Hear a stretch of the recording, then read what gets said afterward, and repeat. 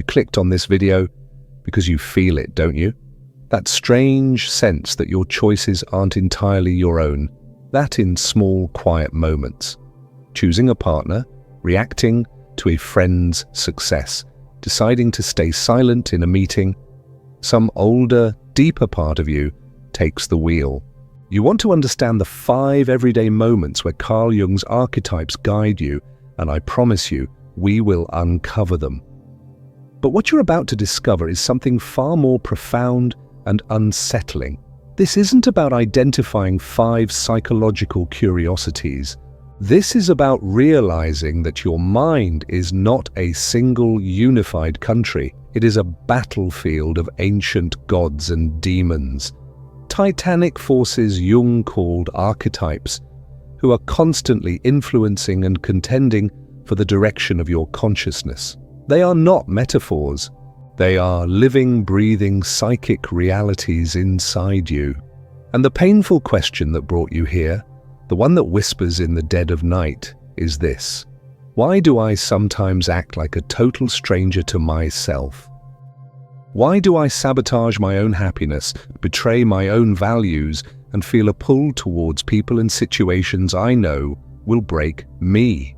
You think you are making a choice, but in reality, you are often just playing out a script written in the deepest, most inaccessible part of the human soul 1,000,000 years ago. Today, we don't just identify the actors. We are going to turn on the lights backstage, expose how they've been controlling your life from the shadows, and hand you back the pen, because you are not meant to be a puppet in your own story. You are meant to be the author. Let's start with the most common, most deceptive moment of all. You're at work, in a meeting, your boss proposes an idea you know is flawed, a path that will lead to failure.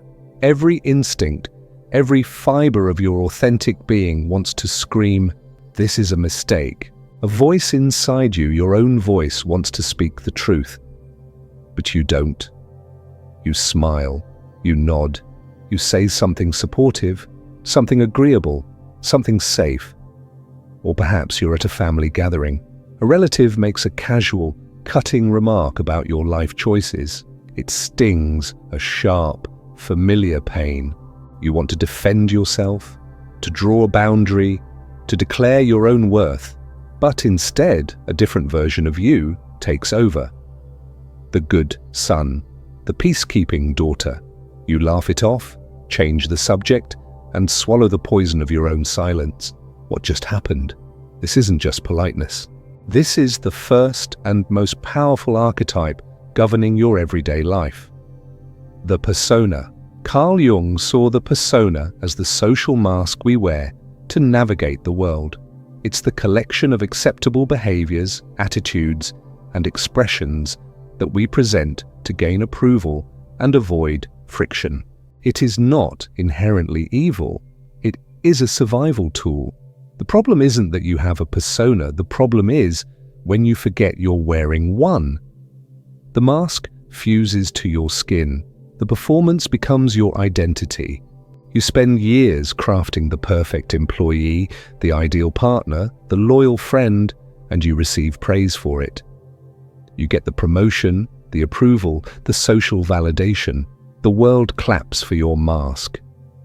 And slowly, terrifyingly, you start to believe the applause is for you. The origin of this is not your weakness, it's your history. As a child, you learned which parts of you were acceptable and which were not. When you were loud, you were told to be quiet. When you were sad, you were told not to cry. When you were angry, you were told to be nice. You learned, piece by painful piece, to cut away the raw, authentic parts of yourself and present only the polished, approved version. The persona is shaped by the parts of yourself you learn to suppress or reject. It becomes an echo of your true self, subtly influencing your interactions. And here are the consequences. You start making choices not from a place of inner truth, but from a place of maintaining the facade. You stay in the job you hate because it's what a successful person does. You remain in the relationship that drains your soul because leaving would disrupt the image of the perfect couple. Your life becomes a masterpiece of external validation and internal emptiness. You look in the mirror and see a stranger wearing your face, a collection of achievements and roles with no soul inside. The motivation you once had vanishes, not because you're lazy, but because the fuel for the persona is external approval, and that fuel is cheap, toxic, and never, ever lasts. You feel a profound, gnawing sense of fraudulence. You are living a lie, and the worst part is, you are the one telling it. This feeling of being an imposter in your own life is the first sign that the persona has seized control. You have become so good at playing a part that you've forgotten your own lines, but this is just the surface. This is the character you show the world. What about the unseen forces that dictate who you love, who you desire, and who you are destined to repeat your most painful patterns with? The answer to that is far more mysterious and will expose the very blueprint of your attractions. Have you ever met someone and felt an immediate, magnetic, almost terrifying pull? It's not just physical attraction, it's a feeling of recognition, as if you've known them for 1,000 years. Your logical mind can list all the reasons it won't work. The red flags are practically waving in your face, but you don't care. Something deeper, an ancient current, is pulling you toward them, and resisting it feels like fighting gravity itself. You project onto them everything you've ever wanted. They are your savior, your muse, the missing piece of your soul. You don't fall in love with them, you fall in love with the idea of them. And then, inevitably, the spell breaks. You wake up months or years later next to a stranger wondering, who is this person? And what was I thinking? You weren't thinking, you were being guided. This is the second everyday moment. And it's governed by one of Jung's most brilliant and misunderstood concepts, the Anima and the Animus. Jung proposed that every man carries a latent, unconscious feminine psychological structure, the Anima, and every woman carries a latent, unconscious masculine structure, the Animus. These are not about gender identity. They are archetypal images, inner blueprints of the other. The Anima is the collection of all a man's experiences with the feminine, starting with his mother. The Animus is the collection of all a woman's experiences with the masculine, starting with her father. They are the inner soul image representing the unconscious psychic orientation towards the opposite sex. And here is how it secretly controls you. When you meet someone in the outer world who hooks into this inner blueprint, you don't see them. You see your own soul projected onto their face. This is the lightning bolt. This is the love at first sight. It's not a connection with a real human being, it's a reunion with a lost part of yourself. If your inner anima is wounded, chaotic, and volatile because of your early experiences, you will be irresistibly drawn to chaotic and volatile women again and again, calling it passion. If your inner animus is critical, distant, and judgmental, because of your relationship with your father, you will find yourself drawn to critical and distant men, calling it strength. You are not choosing a partner. You are choosing a repetition of your oldest, most formative wound. You are trying to heal the past by reliving it. This is why you find yourself in the same relationship patterns, just with a different face. The names change, but the story remains the same. You keep dating the emotionally unavailable person, the narcissist, the project you think you can fix. You are trying to solve an inner problem with an outer person, and it is a battle you are destined to lose every single time. The relationship becomes a theater where you act out the unresolved drama of your own psyche. You demand that they be the god or goddess you projected onto them, and you are crushed when their humanity inevitably emerges. The disappointment is not with them. It is with the failure of your own projection. The pain of these encounters is immense, but Jung would say it's also a sacred opportunity. The person who broke your heart didn't come to destroy you. They came as a messenger from your own soul. They were a living, breathing mirror of the unhealed anima, or animus, within you. The intense connection wasn't a lie. It was a signpost pointing inward. It was your unconscious screaming, "Look here. This is the part of you that needs healing. Stop looking for a savior out there and start integrating this archetypal energy in here." To break the cycle is not to swear off love. It is to do the hard, terrifying work of withdrawing your projections. It is to see people as they are, not as who you need them to be. It is to face the ghost within, to understand its wounds, and to begin the process of integrating its qualities into your own conscious personality. A man must develop his own inner gentleness, creativity, and relatedness, his anima. A woman must develop her own inner logic, courage, and structure, her animus. When you do this, you stop needing someone else to complete you. You become whole on your own. And only then, from a place of wholeness, can you attract a partner who is also whole, creating a relationship based not on desperate projection, but on conscious love. This is a profound leap in consciousness, but even this pales in comparison to the single most dangerous and powerful archetype that operates within you, the one responsible for your ugliest moments, your most shameful secrets, and your most violent acts of self-sabotage. Confronting this next force is not for the faint of heart. It is the dragon guarding the treasure of your true self. This moment is the one you never speak of. You're driving and someone cuts you off. A blinding volcanic rage erupts out of you that is wildly disproportionate to the event. You scream things you would never say in your life. For a moment, you are a monster. Or you're scrolling through social media and see a friend announce a major success, a new job, an engagement, a creative achievement. You type, "Congratulations," but what you feel is a cold, sinking, bitter knot of envy in your stomach. You feel a secret, shameful pleasure when you later hear they are struggling.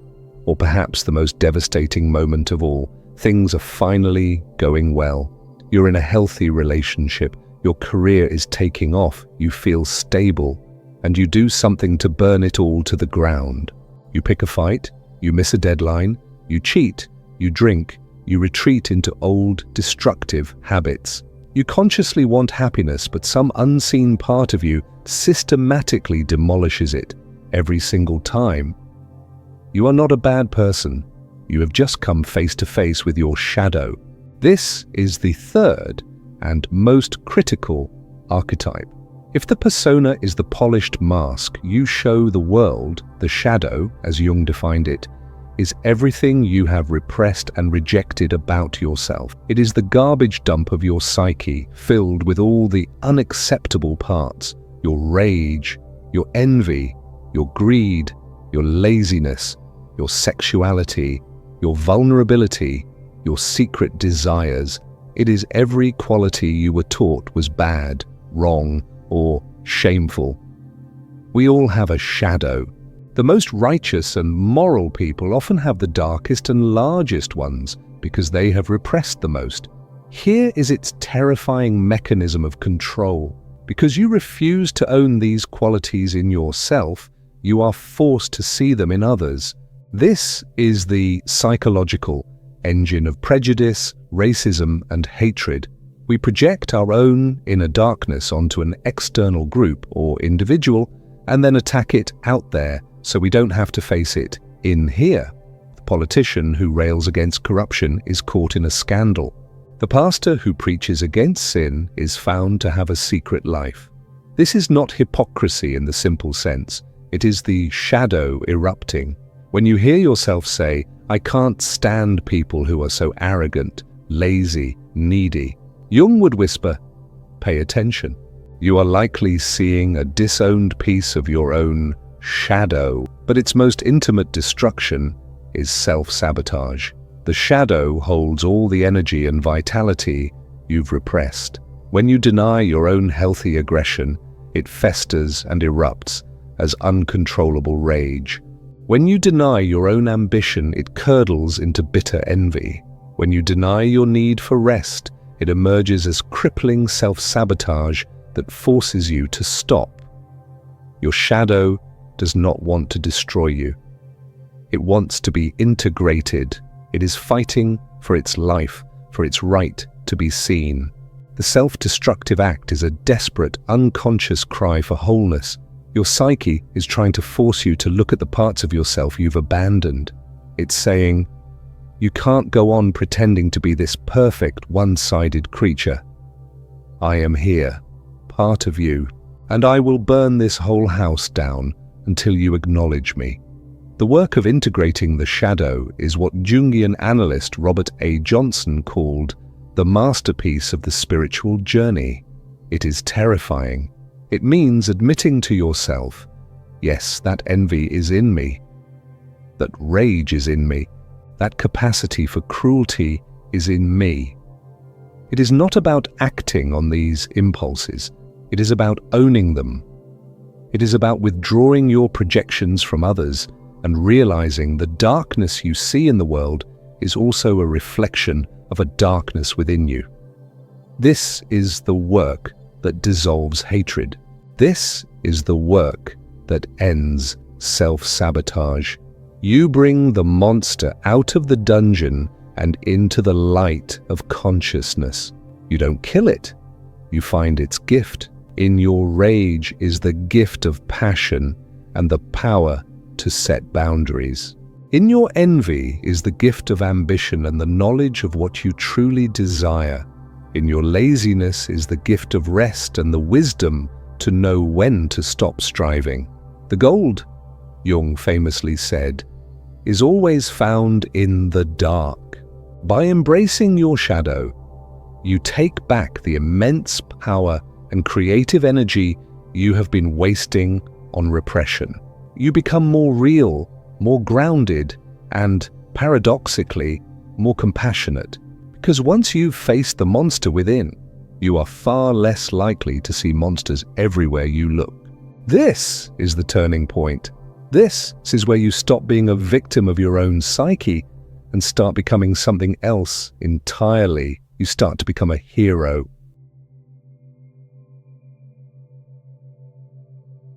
There comes a moment after the crash, after the relationship ignited by projection has burned out, after the rage from the shadow has left you shaken, after the persona's mask has cracked and you can no longer stand the feeling of being a fraud. It is a moment of quiet despair. You are sitting in the ruins of the life you thought you wanted, and in that silence, a new voice emerges. It's not a command, it's a whisper, a quiet, persistent call to do something, to build something new from the wreckage, to face the dragon, to leave the familiar village of your comfort zone and venture into the unknown forest. This is the fourth everyday moment, and it is the awakening of the hero archetype within you. This is not about capes and superpowers.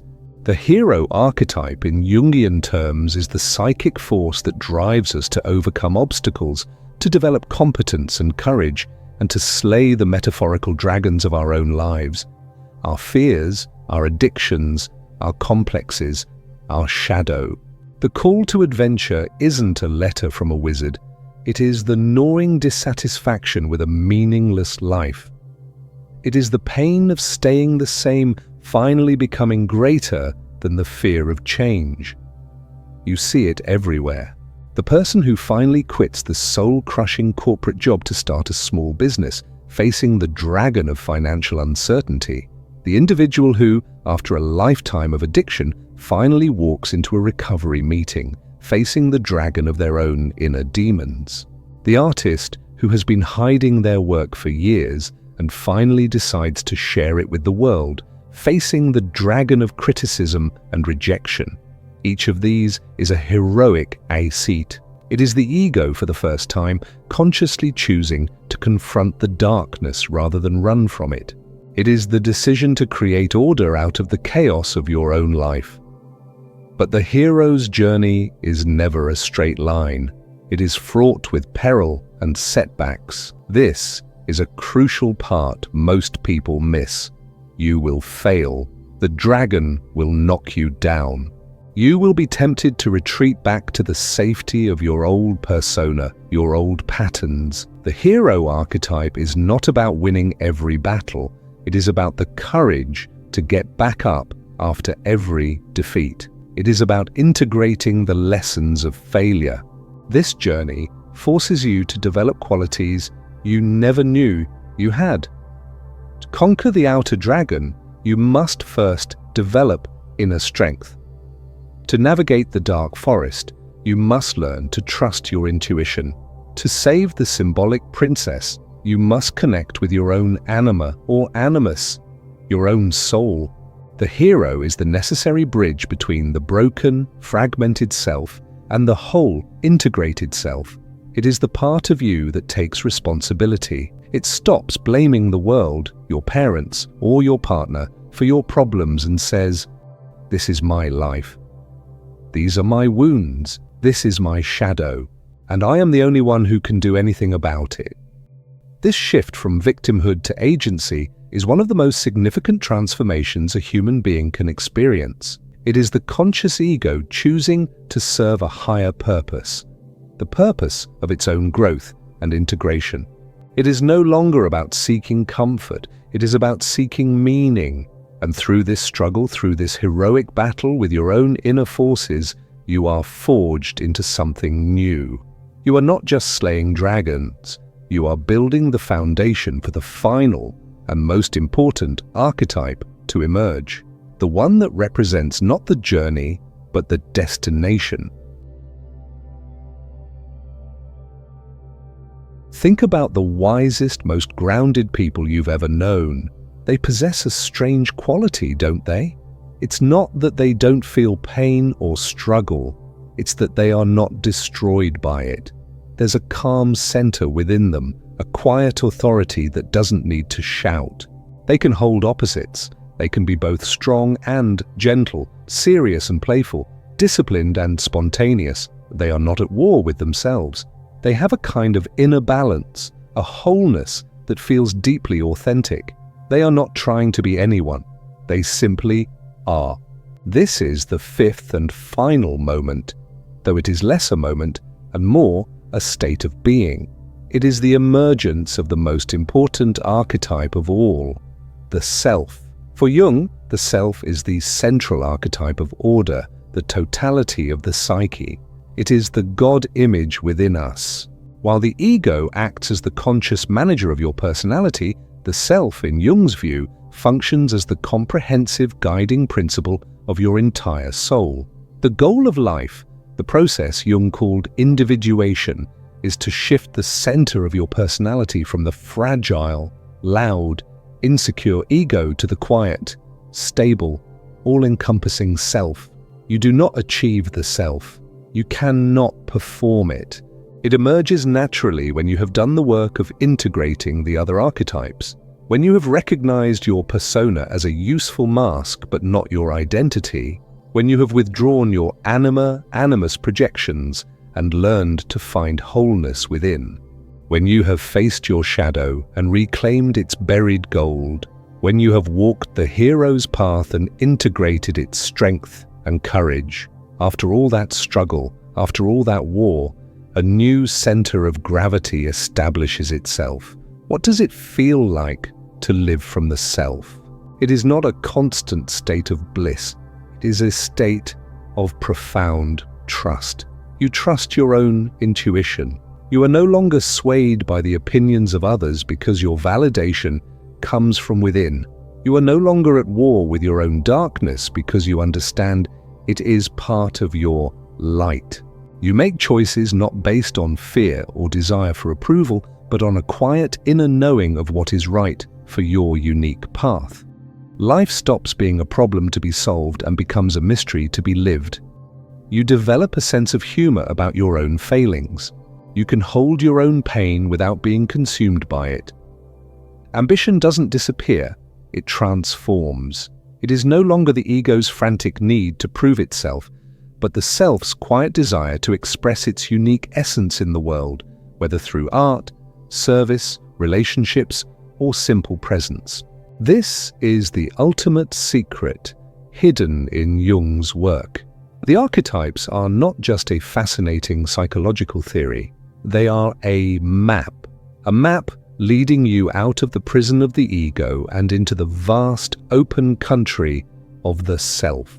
They are the gods and demons you must face on your pilgrimage back home to who you were always meant to be, the everyday moments. The nod in the meeting, the magnetic attraction, the burst of rage, the call to change are not random. They are invitations from your own soul calling you to a deeper, more authentic life. They are questions posed by the universe, and the answer is the journey of individuation itself. So you see, this was never just about 5 moments. It was about the 5 great chapters of your own inner odyssey. You came here looking for a simple list, but you found a mirror. You've seen how the persona creates a life of quiet desperation, how the Anima and Animus script your romantic tragedies, how the shadow architects your self-destruction, how the hero calls you to battle, and how the self awaits as the peaceful kingdom at the end of the war. You are no longer blind to the forces that move you. You now have the map. The journey from being a puppet of these ancient forces to becoming a conscious collaborator with them is the great work of a human life. It is the path from being a stranger to yourself to finally coming home. So I have to ask you a real question now. After hearing this, which archetype's voice is the loudest in your life right now? Is it the persona, demanding you keep up the act? Is it the Anima or Animus, pulling you towards another destined repetition? Is it the shadow, erupting in ways you can't control? Or is it the hero, calling you to finally face the dragons? Be honest with yourself. Drop your answer in the comments below. I read every single one because this space is a meeting ground for those who are tired of living on the surface. If this exploration stirred something deep within you, if it gave you a name for the ghosts that have been haunting you, then join this community of modern-day adventurers. Subscribe, because we are dedicated to turning on the lights in the darkest rooms of the human psyche. The journey is long, but you no longer have to walk it alone.